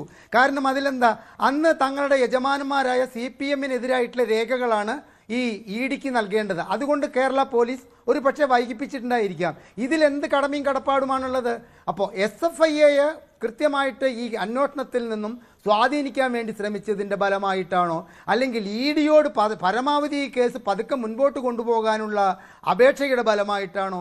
മൊത്തത്തിൽ ഒരു നമ്മൾ പറയില്ലേ ഒരു കാർമേഘത്തിൻ്റെ ഉള്ളിൽ കിടന്ന് കറങ്ങുകയാണ് ഈ 2.78 കോടി രൂപ അനധികൃതമായി വീണ വിജയൻ കൈപ്പറ്റിയ കേസിൻ്റെ അന്വേഷണത്തിൽ എന്നുള്ള കാര്യത്തിൽ സംശയമില്ല. കാരണം എന്താണെന്ന് വെച്ച് കഴിഞ്ഞാൽ ഈ അന്വേഷണങ്ങളുടെ ബാക്കിയുള്ള കാര്യങ്ങൾ കൂടി അന്വേഷിക്കാൻ വേണ്ടി ഇതിലേക്കൊരു CBI അന്വേഷണം ഈ കൃത്യമായ ആ കാലയളവിൽ തന്നെ പ്രഖ്യാപിച്ചിരുന്നുവെങ്കിൽ കുറേയും കൂടി ഈ കേസിൽ രേഖകൾ കണ്ടെത്താനും അന്വേഷണത്തിൻ്റെ വഴി എങ്ങോട്ടാണെന്ന് മനസ്സിലാക്കാനും സാധിക്കുമായിരുന്നു. ഇഡിയുടെ പരിമിതിയെക്കുറിച്ചിട്ട് ഈ ചർച്ചയിൽ പങ്കെടുക്കുന്ന മഞ്ജുഷിനും എനിക്കും ശ്രീ ജയരാജിനും വസന്തിനും ഒക്കെ അറിയാം ഏത് പരിധിയിൽ നിന്നുകൊണ്ടാണ് ഈ PMLA പ്രകാരമുള്ള ഒരു പരിധിയിൽ നിന്നുകൊണ്ട് ഈ കേസ് അന്വേഷിക്കാൻ അവർക്ക് സാധിക്കൂ എന്നിരിക്കെ എന്തുകൊണ്ടാണ് ബാക്കി കാര്യങ്ങൾ അന്വേഷിക്കാത്തത്? ഇപ്പൊ ഈ പറഞ്ഞ ശൈലജ ടീച്ചറിൽ നിന്നും എന്തുകൊണ്ടാണ് ഈ പരിസ്ഥിതി വകുപ്പ് പിണറായി വിജയൻ ഏറ്റെടുത്തത്? അതിനുശേഷം കരിമണൽ എത്രത്തോളം അനധികൃതമായ കരിമണൽ ഖനനം ഈ സ്വകാര്യ മേഖലയിലേക്ക് പോകുമോ? ഈ ധാതു സമ്പത്തിന്റെ കാര്യത്തിൽ സ്വകാര്യ നിക്ഷേപം വരുന്നു എന്ന രീതിയിൽ ഇപ്പോൾ ബജറ്റിൽ നിർദ്ദേശം കൂടി വന്ന സ്ഥിതിക്ക് ഈ കരിമണൽ വിഷയം വീണ്ടും സജീവമാവുകയാണ്. അപ്പോൾ വീണ്ടും ഈ കർത്തയ്ക്ക് വേണ്ടി UDF സർക്കാരും ബാറ്റ് ചെയ്യുമോ എന്നുള്ള കാര്യമാണ്. അതും അവിടെയുണ്ട്. ഇപ്പോൾ LDF സർക്കാരിൻ്റെ കാലത്ത് സ്വകാര്യ മേഖലയ്ക്ക് നൽകിയിട്ടേ ഇല്ല എന്ന രീതിയിലുള്ള പ്രചാരണങ്ങൾ അതിഗംഭീരമായിട്ട് നടക്കുന്നുണ്ട്. പക്ഷേ എന്തൊക്കെ വന്നാലും CMRLന് ആവശ്യമായ ഇൽമനേറ്റ് കിട്ടിക്കൊണ്ടേയിരുന്നു. അത് ഏത് വഴിക്കാണെങ്കിലും. അത് തോട്ടപ്പള്ളിയിലെ ആളുകൾക്കും അറിയാം, അവിടുത്തെ സമരക്കാർക്കും അറിയാം ആരൊക്കെ സഹായിച്ചിട്ടുണ്ട് CMRLനെ എന്നുള്ള കാര്യം. ശ്രീ വസന്ത് അകമ്പള്ളി, അതുകൊണ്ട് ആരുടെയും കൈകൾ ഈ കരിമണൽ വിഷയത്തിൽ ശുദ്ധമല്ല. അതുകൊണ്ടാണ് ഇപ്പോൾ ഹരിദാസ് ഇവിടെ ചൂണ്ടിക്കാണിച്ച കാര്യവും ആ ഡയറിയിലേക്കൊന്നും അന്വേഷണം പോകുന്നതേയില്ല. അല്ല, ഡയറിയിലേക്ക് അന്വേഷണം വരണമെന്നേ. എൻ്റെ അകത്ത് എന്താ പ്രശ്നം? ഇപ്പോ ഇതിലുള്ള 2 പേരുകൾ അല്ലെ 3 പേരുകളാണല്ലോ UDFുമായി ബന്ധപ്പെടുത്താൻ പറ്റുക. 1 OC Oommen Chandy, 2 RC Ramesh Chennithala, 3 KK Kunhalikutty. ഇതാണല്ലോ റീഡിംഗ്, ഇതാണല്ലോ വായന. അങ്ങനെയാണെങ്കിൽ ശ്രീ OC അന്ന് പാർലമെന്ററി പാർട്ടി ലീഡറാണ് ഉമ്മൻചാണ്ടി. ശ്രീ RC അതായത് രമേശ് ചെന്നിത്തല അന്ന് PCC അധ്യക്ഷനാണ്. PCC അധ്യക്ഷനും പാർലമെന്ററി പാർട്ടി ലീഡറുമാണ്. പാർട്ടിക്ക് വേണ്ടി പണം സമാഹരിക്കുന്നത് അല്ലെങ്കിൽ ഫണ്ട് കളക്ട് ചെയ്യുന്നത്. അവരാണ് കേരള യാത്രകൾ നടത്തുന്നതൊക്കെ അങ്ങേക്ക് അറിയാമല്ലോ. അങ്ങനെ തന്നെയാണ് CPMലും സംസ്ഥാന സെക്രട്ടറിയും PLC ലീഡറുമാണ് എപ്പോഴും ആ പരിപാടികൾ ചെയ്യുക. മുസ്ലിം ലീഗിലും ഏതാണ്ട് PLC ലീഡർ അവരുടെ പാർലമെന്ററി പാർട്ടി ലീഡറാണ്. PLC അല്ല, അവരുടെ പാർലമെന്ററി പാർട്ടിയുടെ ലീഡറാണ് എന്ത് ചെയ്യുന്നത്, ഈ പറയുന്ന ഫണ്ട് കളക്ട് ചെയ്യുക. അതിന് സ്വാഭാവികമായി ഇൻകം ടാക്സിന് മുമ്പിൽ രേഖകൾ ഉണ്ടാവും. അത് വെച്ച് അന്വേഷണം ആവശ്യമാണെങ്കിൽ കേന്ദ്ര ഏജൻസി നടത്തണമെന്നേ. കോൺഗ്രസിനകത്തല്ല ഒരു വടി കിട്ടിയിട്ട് അതിൻ്റെ അകത്ത് എന്തെങ്കിലും യാഥാർത്ഥ്യം ഉണ്ടെങ്കിൽ അതെടുത്ത് മച്ചിൻ പുറത്ത് വെക്കും കേന്ദ്ര ഏജൻസി എന്നൊക്കെ ഇന്നത്തെ രാഷ്ട്രീയ പരിതസ്ഥിതിയിൽ നമുക്ക് വിശ്വസിക്കാൻ പറ്റുമോ? പറ്റില്ല. ഇനി ഈ വീണ വിജയന്റെ കേസിൽ എന്താ പ്രശ്നം? അവരിപ്പോൾ നിൽക്കുന്നത് പ്രിവെൻഷൻ ഓഫ് മണി ലോണ്ടറിംഗ് ആക്ടിൽ മാത്രമാണ്. കള്ളപ്പണം വെളുപ്പിച്ചു എന്നതിൽ മാത്രമാണ് നിൽക്കുന്നത്. അവിടെയാണ് പ്രശ്നം. പ്രിവെൻഷൻ ഓഫ് കറപ്ഷന്റെ ഒരു പരിധിയിലേക്ക് കൂടി ആ അന്വേഷണത്തെ കൊണ്ടുവന്ന് ആ ഒരു പർവ്യൂവൻസിൽ ആ അന്വേഷണം മുമ്പോട്ട് കൊണ്ടുപോയാൽ മാത്രമേ നമുക്ക് വ്യക്തത ഉണ്ടാവൂ. ഇപ്പോ ശ്രീ ഹരിദാസ് ചൂണ്ടിക്കാണിച്ചതുപോലെ പരിസ്ഥിതി വകുപ്പ് എന്തിനാണ് പിണറായി വിജയൻ ഏറ്റെടുത്തത്? അതിനുശേഷം CMRL പരിധി വിട്ട് ആ വകുപ്പിൽ നിന്ന് എന്തെങ്കിലും സഹായങ്ങൾ കിട്ടിയിട്ടുണ്ടോ? അതിനൊക്കെ അപ്പുറത്ത് എങ്ങനെയാണ് കരിമണൽ കർത്തയുടെ കമ്പനിയിൽ നിന്ന് 50 ലക്ഷം രൂപ ഒരു രേഖയുമില്ലാതെ കൈവായ്പ കണക്കിന് പിണറായി വിജയന്റെ മകൾക്ക് കിട്ടുന്നത്? പിണറായി വിജയന്റെ മകളായതുകൊണ്ടാണല്ലോ അത് കിട്ടുന്നത്. ഇപ്പൊ ഞാനോ മഞ്ജുഷോ ശ്രീ ഹരിദാസോ അല്ലെങ്കിൽ പോട്ടെ ഡോക്ടർ ജയരാജോ ഒക്കെ പോയി ചോദിച്ചാൽ ആ കറക്ക് കമ്പനിയിൽ നിന്ന് നാളെ 5 ലക്ഷം രൂപ കിട്ടുമോ? 50,000 രൂപ കിട്ടുമോ? നമ്മുടെ ഊട് പാവും ഈ പറയുന്ന ആധാരവും അടിയാധാരവും കൊണ്ടുപോയി വെക്കാതെ കിട്ടുമോ? കൊടുക്കുന്ന കമ്പനിയാണോ അത്? അല്ലല്ലോ. കിട്ടിയെന്ന് മാത്രമല്ല തിരിച്ചടച്ചുമില്ലായിരുന്നു. അത് തിരിച്ചടച്ചില്ല. അല്ല, തിരിച്ചടയ്ക്കാൻ നിവൃത്തിയില്ലാതെ വരുമ്പോഴാണല്ലോ പിണറായി വിജയൻ പറയുന്നത് എടോ കർത്ത അവൾക്ക് അത് തിരിച്ചടയ്ക്കാൻ വഴിയില്ല, മാത്രമല്ല കുറച്ചുകൂടി പൈസ ആവശ്യമുണ്ട് എന്ന് പറയുമ്പോഴാണല്ലോ ഈ അഗ്രിമെന്റ് വരുന്നത്. ആത്യന്തികമായി തിരിച്ചടയ്ക്കാൻ വഴിയില്ലാതെ വട്ടിപ്പലിശ കയറി നിൽക്കുമ്പോഴാണല്ലോ കർത്തയെ കാണുന്ന പിണറായി വിജയൻ പറയുന്നത് തൽക്കാലം താൻ അതൊന്ന് ഒഴിവാക്കി കൊടുക്കണോ എന്ന് പറയുമ്പോഴാണല്ലോ ഇങ്ങനൊരു ഐഡിയ ഉണ്ടാവുന്നത്. താങ്കളുടെ സങ്കല്പത്തിലെ വാചകമാണ്. SFI റിപ്പോർട്ടിൽ അങ്ങനെയൊന്നുമില്ല. പക്ഷേ ഈ കരാറിൽ നിന്ന് പണം കിട്ടിയ ശേഷമാണ് തിരിച്ചടവ് വന്നത്. അത് ശരിയാണ്. അല്ല, അങ്ങനെ കൂട്ടി വായിക്കാൻ പറ്റുകയുള്ളല്ലോ. അങ്ങനെ അല്ലാതെ അതിന് വേറെ എന്ത് നിർവചനമാണ്? നേരത്തെ ശ്രീ ജയരാജ് പറഞ്ഞതുപോലെ അയ്യോ അങ്ങനെ ഒരു കമ്പനി പെട്ടെന്ന് വരുന്നു. ഇപ്പൊ ജയരാജോ ഞാനോ ഒരു കമ്പനി ഉണ്ടാക്കുന്നു. ആ കമ്പനി ആദ്യം അതിന്റെ ബർത്ത് ഈ ബാലാരിഷ്ഠതകൾ നേരിട്ട് പിന്നീട് ഒരു വലിയ കമ്പനിയുമായി കൈ കൊടുക്കുന്നു. ആ വലിയ കമ്പനിയുമായി കൈ കൊടുത്തതിൽ ലാഭമാണല്ലോ ശ്രീ ജയരാജ്. ഏതായാലും CMRLുമായിട്ടുള്ള കച്ചവടം എക്സാലോജിക്കിനെ സംബന്ധിച്ച് ലാഭമാണല്ലോ. പിന്നെ എന്തിനാണ് എക്സാലോജിക്ക് പൂട്ടിക്കെട്ടിയത്? ഇപ്പൊ അങ്ങയുടെ എനിക്കോ അങ്ങേക്കോ ഒരു കമ്പനി ഉണ്ടോന്ന് ഇരിക്കട്ടെ, അങ്ങ് പറയുന്ന വാദം ഞാൻ അംഗീകരിക്കാം. അത് അതിന്റെ ആദ്യത്തെ ചൈൽഡ്ഹുഡ് ഡേയ്സ് കടന്നുപോയി ചെറിയ ചെറിയ എഗ്രിമെന്റുകളൊക്കെ ഏറ്റെടുത്ത് പിന്നീട് ഒരു വലിയ ജൈന്റിനെ കിട്ടുന്നു, ഒരു വലിയ ഭീമനെ കിട്ടുന്നു. ആ ഭീമനാണ് ആര്? CMR. ആ CMR നിന്ന് എന്റെയോ അങ്ങയോടോ കമ്പനി കച്ചവടം ചെയ്യുന്നു. ആ കച്ചവടത്തിൽ നമ്മൾ പ്രതീക്ഷിച്ചതിന് മുകളിൽ ലാഭം, 400-500 ഇരട്ടി ലാഭം നമ്മുടെ കമ്പനിക്ക് ഉണ്ടാകുന്നു. എന്തിനാണ് പിന്നീട് ഒരു വർക്ക് പോലും ഏറ്റെടുക്കാതെ ആ കമ്പനി പൂട്ടിപ്പോകുന്നത്? അവിടെയാണ് ഇതൊരു പേപ്പർ കമ്പനിയാണെന്നും ഇതൊരു കടലാസ് കമ്പനിയാണെന്നും ഇതിന്റെ ആത്യന്തികമായ ലക്ഷ്യം കരിമണൽ കർത്തയുമായിട്ടുണ്ടായിരുന്ന എഗ്രിമെന്റ് ആണെന്നും കരിമണൽ കർത്തയുമായിട്ടുള്ള സെറ്റിൽമെന്റ് ആണ് എന്നും നമുക്ക് ബോധ്യപ്പെടുന്നത്. അത് മാത്രമല്ല, അതിന് ബലപ്പെടുത്തുന്ന കണ്ടെത്തൽ SFIO നടത്തിയിട്ടുള്ളത് ഒരു ഇമെയിൽ കമ്മ്യൂണിക്കേഷൻ പോലും വീണ വിജയനും CMR-ലും തമ്മിൽ ഉണ്ടായിട്ടില്ല, എക്സാലോജിക്കും CMR-ലും തമ്മിലും ഉണ്ടായിട്ടില്ല. ഒരു ഇമെയിൽ കമ്മ്യൂണിക്കേഷൻ പോലും ഇല്ലാതെ എന്ത് കൺസൾട്ടൻസി സർവീസാണ് അവിടെ നൽകുന്നത്, എന്ത് ടെക്നിക്കൽ സർവീസാണ് അവിടെ നൽകുന്നത്? ഈ ചോദ്യം SFIO ഉന്നയിച്ചിട്ടുണ്ട്. മറുപടി പറഞ്ഞില്ല. മറുപടി പറഞ്ഞതെന്ന് വെച്ചാൽ അവർക്ക് ഈ നേരിട്ടുള്ള മീറ്റിങ്ങുകളായിരുന്നു താല്പര്യം കൂടുതൽ, അങ്ങനെയുള്ള മീറ്റിങ്ങുകളാണ് നടത്തിയിരുന്നത്. അതുകൊണ്ട് ഒരു ഇമെയിൽ കമ്മ്യൂണിക്കേഷൻ പോലും വേണ്ടി വന്നില്ല എന്നാണ്. പക്ഷേ ഇമെയിൽ അയച്ചത് ഒറ്റ കാര്യത്തിന് മാത്രമാണ്, ഈ ഇൻവോയ്സ് റേസ് ചെയ്യാൻ വേണ്ടി. കാരണം 5 ലക്ഷം രൂപ വീണ വിജയനും 3 ലക്ഷം രൂപ എക്സാലോജിക്കിനും ഓരോ മാസവും കിട്ടുന്നതിന് വേണ്ടിയുള്ള റെസിപ്റ്റ്, അതായത് ഇൻവോയ്സ് റേസ് ചെയ്യുന്നതിന് വേണ്ടി മാത്രമാണ് ഈ ഇമെയിൽ കമ്മ്യൂണിക്കേഷൻ ഉണ്ടായിരുന്നത്. ഇപ്പൊ ഞാനൊരു എക്സാമ്പിൾ പറയാം ശ്രീ മഞ്ജുഷ്. ഇപ്പൊ News 18 ഒരു സോഫ്റ്റ്വെയർ വേണമെന്നിരിക്കട്ടെ. ആദ്യം നിങ്ങൾ എന്താ ചെയ്യുക? നിങ്ങളുടെ സോഫ്റ്റ്വെയർ റിക്വയർമെന്റ് കാണിച്ചുകൊണ്ട് നിങ്ങൾ കൊട്ടേഷൻസ് ക്ഷണിക്കും. ഇനി കൊട്ടേഷൻ ക്ഷണിക്കുന്നില്ല, നിങ്ങൾക്ക് വ്യക്തിപരമായി ഒരു കമ്പനി അറിയാം, അവർ നല്ലവരാണെന്ന് നിങ്ങൾക്ക് ബോധ്യപ്പെട്ടു. അങ്ങനെയാണെങ്കിലും നിങ്ങൾ മെയിൽ മുഖേന അല്ലെങ്കിൽ അതിന്റെ ഒഫീഷ്യൽ കമ്മ്യൂണിക്കേഷൻ ചാനലിലൂടെ നിങ്ങളുടെ സോഫ്റ്റ്വെയർ റിക്വയർമെന്റ് ഇന്നതാണ് എന്ന് പറഞ്ഞുകൊണ്ട് ആ കമ്പനിക്ക് ഒരു മെയിൽ അയക്കും, അല്ലെങ്കിൽ അതിന്റെ ഒഫീഷ്യൽ കമ്മ്യൂണിക്കേഷൻ നടത്തും. അപ്പൊ ആ കമ്പനി അവരുടെ ഒരു കൊട്ടേഷൻ നൽകും, ഞങ്ങൾക്ക് നിങ്ങളുടെ റിക്വയർമെന്റ് ഇതാ ഇന്ന രീതിയിൽ ഫുൾഫിൽ ചെയ്യാൻ പറ്റും, അതിന് ഇത്ര രൂപയാകും. അപ്പൊ നിങ്ങൾ ചിലപ്പോൾ അതിലൊരു ബാർഗൈനിങ് റിപ്ലൈ മെയിൽ അയച്ചേക്കാം, ഞങ്ങൾക്ക് ഇത്രയും താങ്ങാൻ പറ്റില്ല, കുറച്ചുകൂടി ഒന്നൊന്ന് ഇത് ചെയ്യണം. പിന്നീട് അത് ടൈലർ മെയ്ഡ് ചെയ്യും. അതായത് നിങ്ങളുടെ ആവശ്യവും ആ കമ്പനിക്ക് പറ്റുന്നതും ചെയ്ത് ടൈലർ മെയ്ഡ് ചെയ്ത് ഫൈനൽ എഗ്രിമെന്റ് ആയി അത് മാറും. ഒടുക്കമാണ് നിങ്ങൾ തമ്മിൽ എഗ്രിമെന്റിൽ ഏർപ്പെടുന്നത്, അഥവാ ആ ബിസിനസ് നിങ്ങൾ തമ്മിൽ കൈ കൊടുക്കുന്നത്. ഇവിടെ അതൊന്നും ഉണ്ടായിട്ടില്ല. ഇവിടെ എന്താ ഉണ്ടായത്? ഇവിടെ ആദ്യം ഒരു 50 ലക്ഷം രൂപ വട്ടിപ്പലിശ കമ്പനി ആയിട്ടുള്ള ഇദ്ദേഹത്തിന്റെ കമ്പനിയിൽ നിന്ന്, കരിമണൽ കർത്തയുടെ കമ്പനി, അതിനൊക്കെ മുമ്പേ ഞാൻ News 18 തന്നെ ചർച്ചയിൽ പറഞ്ഞിട്ടുണ്ട്, അതിനൊക്കെ മുമ്പ് മലയാളദേശം എന്ന് പറഞ്ഞൊരു പത്രം ഈ കരിമണൽ കർത്ത തുടങ്ങുന്നുണ്ട് 2015 അവസാനം. അതിൽ ആകെപ്പാടെ 6-7 എഡിഷനാണ് വന്നത്. 7 എഡിഷനിലും പിണറായി വിജയന്റെ മോശസ്തുതിയായിരുന്നു. 2016 അദ്ദേഹം മുഖ്യമന്ത്രിയായി ആ പത്രവും പൂട്ടിപ്പോയി, ഈ എക്സാലോജി പൂട്ടിപ്പോയതുപോലെ. ആ കാലം തൊട്ടുള്ള ബന്ധമാണ് ഇവർ തമ്മിൽ. അത് പോട്ടെ. ഇനി അത് കഴിഞ്ഞിട്ട് 50 ലക്ഷം രൂപ ആർക്ക് കൊടുക്കുന്നു? ഈ പറയുന്ന വീണ വിജയന് കൊടുക്കുന്നു. യാതൊരുവിധ എവിഡൻസുകളും സ്വീകരിച്ചുകൊണ്ടോ എന്തെങ്കിലും എഗ്രിമെന്റുകളുടെ പുറത്തോ ആണ് എന്ന് ഞാൻ വിശ്വസിക്കുന്നില്ല. അങ്ങനെയാണ് എന്ന് വിശ്വസിക്കാൻ തക്ക തെളിവുകൾ വെളിയിൽ വന്നിട്ടില്ല. അപ്പൊ ആ 50 ലക്ഷം രൂപ അവിടെ കടന്ന് തിരിച്ചു കൊടുക്കാതാകുമ്പോൾ പെട്ടെന്ന് എക്സാലോജിക്ക് എന്ന് പറയുന്ന ഒരു കമ്പനി പൊട്ടിപ്പുറപ്പെടുന്നു. ആ കമ്പനി 3 മാസം, അദ്ദേഹം പറഞ്ഞതുപോലെ കാലങ്ങളായുള്ള കമ്പനിയൊന്നുമില്ല, 3-4 മാസം അത് ചെറിയ ചെറിയ വർക്കുകൾ ഏറ്റെടുക്കുന്നു. 1 ലക്ഷം രൂപ, 50,000 രൂപ, 25,000 രൂപയുടെ വർക്ക് ഏറ്റെടുക്കുന്നു. അങ്ങനെ അതും പ്രത്യേകം ചെയ്തതാണോ എന്ന് നമ്മൾ സംശയിക്കേണ്ടതായി വരും. അങ്ങനെ ചെയ്തതിന് ശേഷം എന്തുണ്ടാവുന്നു? പെട്ടെന്ന് CMR-ൽ നിന്ന് ഒരു റിക്വയർമെന്റ് ഉണ്ടാവുന്നു. ആ റിക്വയർമെന്റ് ഞങ്ങൾ ഫുൾഫിൽ ചെയ്യാം എന്ന് ഇവർ പറയുന്നു. പക്ഷേ ആ ഫുൾഫിൽ ചെയ്യാന്ന് പറഞ്ഞപ്പോൾ തൊട്ട് പൈസ കൊടുത്തുകൊണ്ടേയിരിക്കുന്നു. ഫുൾഫിൽ ചെയ്യാൻ പറ്റില്ല എന്നിവർ പറയുന്നു. എന്നിട്ടും പൈസ കൊടുത്തുകൊണ്ടേയിരിക്കുന്നു. അതിനുശേഷം ഇവർ പറയുന്നു, ഞങ്ങൾ അത് ഫുൾഫിൽ ചെയ്യാൻ വേണ്ടി വെളിയിൽ നിന്ന് ഒരു സാധനം മേടിച്ചു തരാം, ഒരു സോഫ്റ്റ്വെയർ മേടിച്ചു തരാം. ആ സോഫ്റ്റ്വെയർ ഏതാണ് എന്ന് വീണ വിജയൻ റെക്കമെൻഡ് ചെയ്തിട്ടുണ്ടോ? ആ വെളിയിൽ നിന്ന് മേടിക്കാമെന്ന് പറഞ്ഞ സോഫ്റ്റ്വെയർ ഇതുവരെ CMR-ൽ പർച്ചേസ് ചെയ്തിട്ടുണ്ടോ എന്ന് പോലും ഈ കേന്ദ്ര ഏജൻസിയുടെ അന്വേഷണത്തിലേക്ക് പോകുന്നില്ല. നേരത്തെ ശ്രീ ഹരിദാസിന്റെ വാക്ക് കടമെടുത്താൽ കുട്ടമ്പിള്ള പോലീസ് ചിന്തിക്കുന്ന രീതിയിൽ പോലും എന്തുകൊണ്ടാണ് കേന്ദ്ര ഏജൻസി ആ ഒരു ലെവലിലേക്ക് പോവാത്തത് എന്നാണ് നമ്മളെ സംശയിപ്പിക്കുന്നത്. നിലവിൽ ഈ PMLA ആക്ടുമായി ബന്ധപ്പെട്ട് മാത്രം കറങ്ങി നിന്നാൽ, അതായത് ഈ പറയുന്ന മണി ലോണ്ടറിങ് അഥവാ കള്ളപ്പണം വെളുപ്പിക്കലുമായി മാത്രം കറങ്ങി നിന്നാൽ പിണറായി വിജയനെയും വീണ വിജയനെയും നമ്മൾ അണ്ടർ എസ്റ്റിമേറ്റ് ചെയ്തു എന്ന് വേണം വിചാരിക്കാൻ. അവർ അതിൽ നിന്ന് തടി ഊരാനുള്ള എല്ലാ പണിയും ചെയ്തു വെച്ചിട്ടാണ് ഈ പണിക്ക് ഇറങ്ങിയിരിക്കുന്നത്.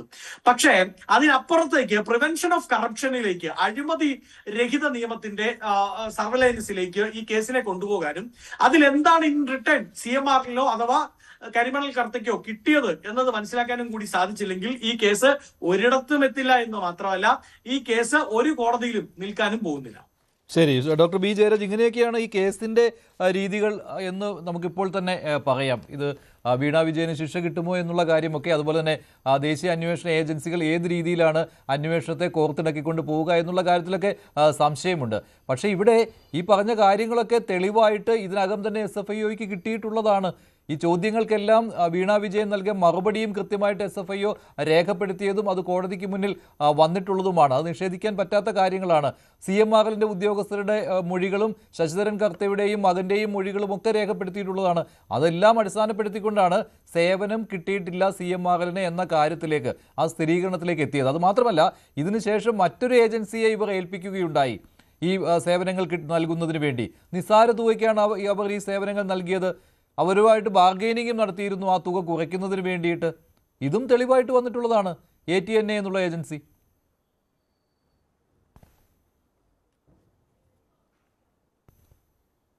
ഇതിനകത്തുള്ള ഒരു പ്രധാനപ്പെട്ട വിഷയം എന്ന് പറഞ്ഞാൽ ഈ കേസ് എങ്ങും എത്തത്തില്ലെന്നുള്ള കാര്യം എനിക്കും അറിയാം, മഞ്ജുഷിനും അറിയാം, ഇവിടെ ഇരിക്കുന്ന ബാക്കി രണ്ടുപേർക്കും അറിയാം. ഇതിന്റെ കാരണം എന്ന് വെച്ച് കഴിഞ്ഞാൽ കേസിന് ഗ്രൗണ്ട് ഒന്നുമില്ല. ഈ കേസ് എന്തിന്റെ പേരിലാണ് ഇതിനകത്ത് കേസ് കൊടുക്കുന്നത്? ഗ്രൗണ്ട് ഉണ്ട്, പക്ഷേ അത് അന്വേഷണ ഏജൻസികൾ ആ രീതിയിലേക്ക് വരുന്നില്ല എന്നതാണ്. ഗ്രൗണ്ടില്ലെന്ന് ആരാണ് പറഞ്ഞത്? ഇത് സ്റ്റാൻഡ് ചെയ്യൂ? ഇല്ല, അത് അന്വേഷണ ഏജൻസി അല്ല. ഇനി ഇതിന്റെ അപ്പുറത്തെ ഏജൻസി CBI വന്ന് അന്വേഷിച്ചാലും ഇതിനകത്ത് കേസൊന്നും ഇല്ലെന്നേ. ഇത് ആകപ്പാടുണ്ട കുറെ പുകമറ സൃഷ്ടിക്കുക, ഇതിൻ്റെ പേരിലൂടെ മുൻ മുഖ്യമന്ത്രിയെ കരിവാരി എറിയുക, അദ്ദേഹത്തിൻ്റെ കുടുംബത്തിനെ ടാർണിഷ് ചെയ്യുക, ഇടതുപക്ഷത്തിൻ്റെ സമുന്നതനായ നേതാവിനെ സമൂഹ മധ്യത്തിൽ ലാവ്ലിൻ കേസ് എത്രയോ വർഷങ്ങളായി ഇപ്പോൾ എന്തായാലും അതിനെക്കുറിച്ച് ആരും പറഞ്ഞു കേൾക്കുന്നില്ല. കുറേ നാളുകളായിട്ട് ലാവ്ലിൻ എല്ലാ ഇലക്ഷനും വരുമ്പോഴും ലാവ്ലിൻ.